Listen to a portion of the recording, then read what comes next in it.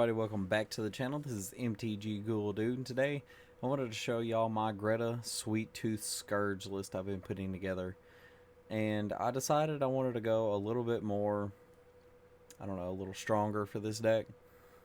But let's get into Greta real quick. So for 3 mana, 1 generic, a black, and a green, she's a 3/3 legendary creature human warrior.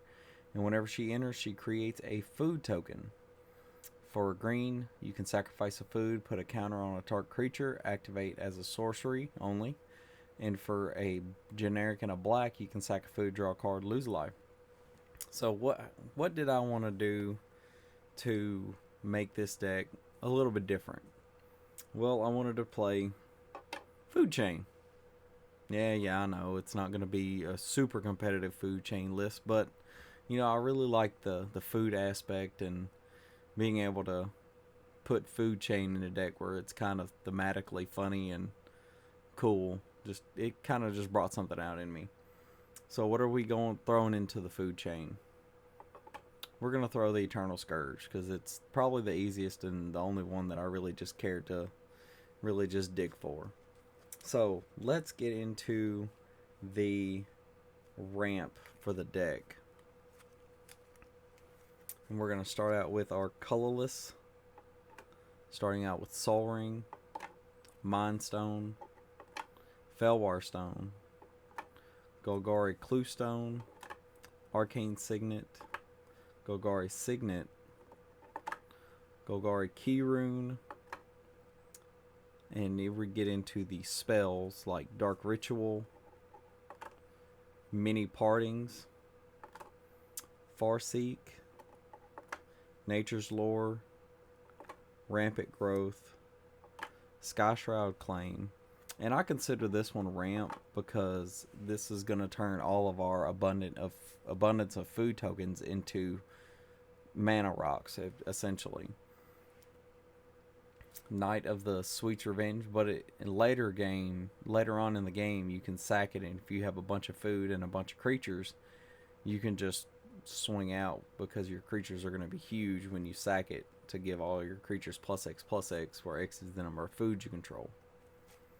So let's get into the theme of the deck, the main body of the deck, as I like to call it.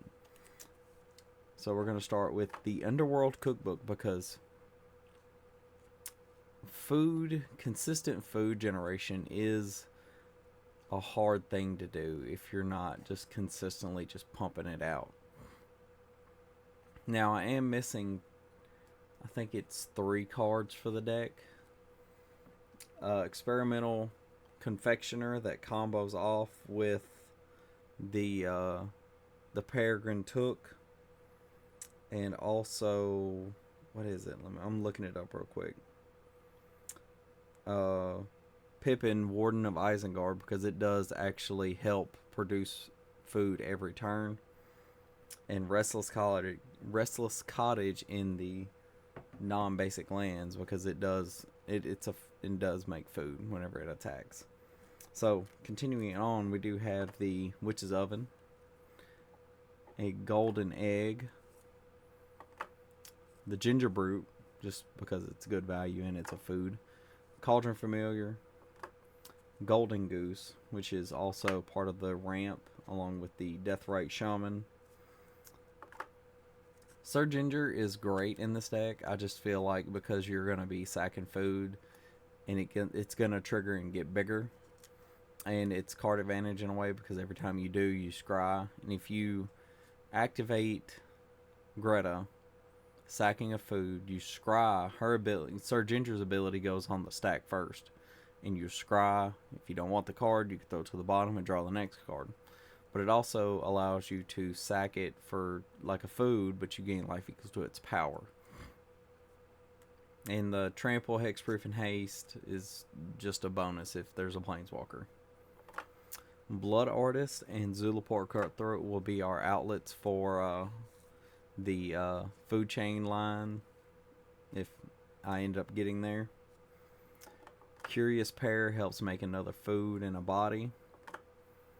Tough Cookie actually does make our foods 4/4s if we need them. Fiend Artisan is going to help us get our food makers or any of the pieces that we need out there a little quicker. Academy Manufacturer is just tremendous value in a deck like this when you're making food or treasures, because you might need to use those later on for card advantage or something like that, or mana. Skullport Merchant. And this is where we do get into some of the ones that does help with the card advantage also, but it's not strictly card advantage. Eternal Witness. Peregrine Took actually allows us to draw the cards. And this is one of the pieces of the experimental Took combo. Tireless Provisioner is great value, especially if we can get multiple lands going and get to where we're making a lot of food, especially with that Academy Manufacturer on board, because then we just make one of everything. Savvy Hunter makes a food when it attacks or blocks, and you can sacrifice 2 to draw a card. Mirkwood Bats is strictly in the deck for the creation or sacrificing of tokens, so it helps us drain the board a little bit more. Pitiless Plunderer is going to make a treasure when a creature dies. Gluttonous Troll is better in my meta personally, because we do have lots and lots of big player games, and sometimes we can start out with 4 players and sometimes we'll get up to 10 plus players sometimes, so this helps a lot whenever we're playing those bigger games. Goim is super good, especially if you're facing down a Wrath and you just have spare mana and a bunch of food laying around. Mazarek is going to put a lot of counters on things, especially because it counts us. So if we're sacking treasures, foods, clues, creatures, our board is just going to get exponentially bigger if we're not stopped. And in that same line, we're going to play Marionette Master. This is an older card from Aether Revolt, I believe. Kaladesh. But it says for 4 and 2 black, it's a 1/3. It's a human artificer, and it has Fabricate 3, which if you don't put the counters on it, you get 3 servos. But whenever an artifact you control is put into a graveyard from the battlefield, target opponent loses life equal to their power. If we have Mazarek and Marionette Master on board and we're consistently sacking treasures, foods, it can get pretty bad, especially for our opponents if we're just stacking those triggers. Feasting Troll King makes 3 whenever we cast it from our hand. I do feel like this deck needs some kind of bounce to hand effect where you can consistently keep playing those creatures back and forth. I'm thinking maybe a Team or Sabertooth to help do that, and it would keep itself, on the board if a board wipe were to happen. And here we get into some of the non-creature themed cards. Trail of Crumbs is going to help us look a little bit deeper into our deck. Welcome to Sweettooth is, in my opinion, a great card for this deck, because it not only helps make trigger for tokens, but it also buffs a creature later on whenever we need to try to close the game out. Return from the Wilds. You get to, in later game, if we don't need the ramp, we can make tokens. Giant Opportunity. The first part I'm not really worried about. It's that last line on the card. It says otherwise create 3 food tokens.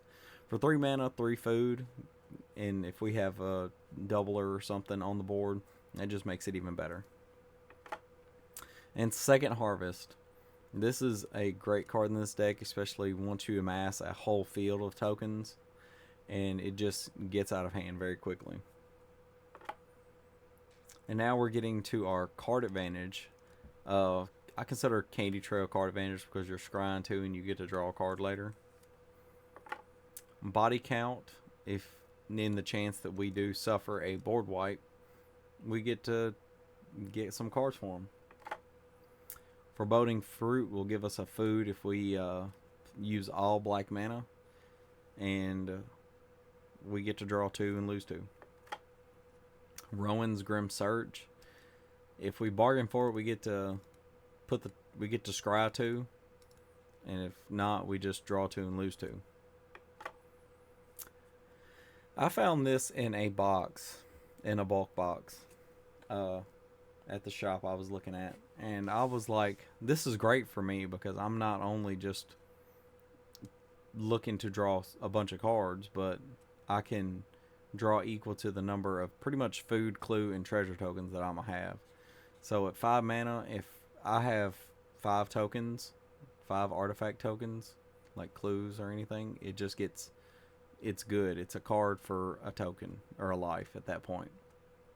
But if we have any more than that, we could get into a dangerous situation where we might fly a little too close to the sun.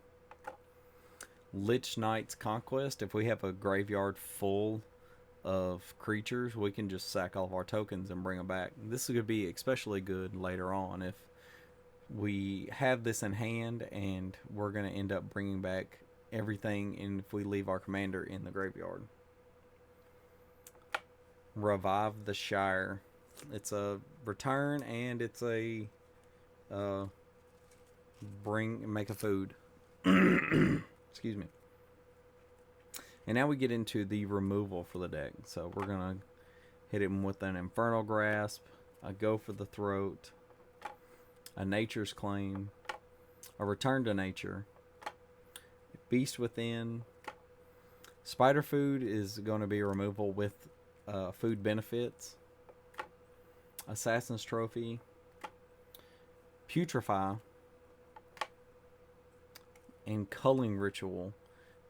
Culling Ritual was a personal choice for the deck. It was, we're going to be making a lot of food and clues. We might not care that we're destroying each non-land permanent mana value 2 or less, except for us, because we're going to be making tokens that have 0 converted mana cost. So it's just going to be net mana for us either way. And to round it out, to finish off the basic cards of the deck, it's Heroic Intervention. I actually pulled this in a pack. I thought it was really pretty, so I just threw it in the deck. And now we get into our non-basics of, we're going to start out with Gingerbread Cabin, because you got to make that food. And into the fetches, Windswept Heath, Verdant Catacombs, Marsh Flats, and Misty Rainforest to help get the ones that aren't necessarily forests or swamps. Basic lands, at least. Fable Passage to get a basic. Evolving Wilds will round out the last of the non-basic fetches. I probably will replace this with the Restless Cottage, though.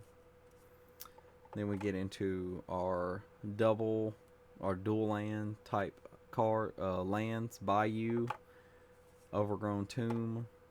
Haunted Mire was a personal choice because they had a foil, and I was like, oh, that's a swamp and a forest, so why not? Twilight Mire is going to help mana fix a little bit.